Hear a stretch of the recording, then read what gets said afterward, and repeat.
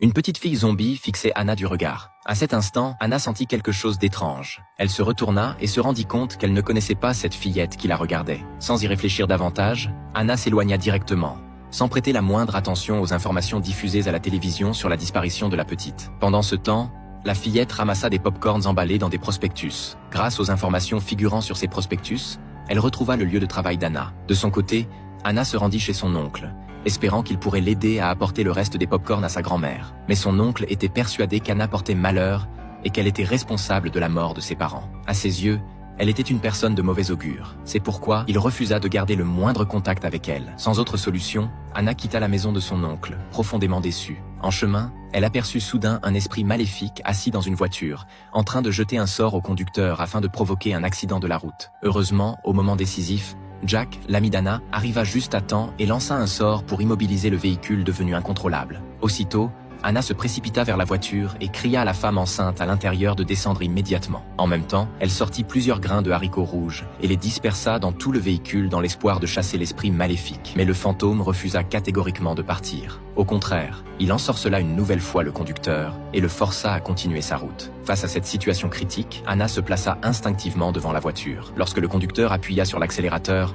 les roues se mirent à tourner à toute vitesse sans quitter leur place. Jack leva brusquement la main et tous les pneus éclatèrent instantanément. En voyant cela, le conducteur entra dans une colère noire, descendit aussitôt de son véhicule et commença à accuser Anna. Jack s'avança alors, souleva le conducteur d'une seule main et lui donna une sévère leçon. Par la suite, Jack élimina le fantôme grâce à ses pouvoirs. Puis il se retourna et s'en alla. Peu après, à l'intersection suivante, Anna croisa un autre petit fantôme.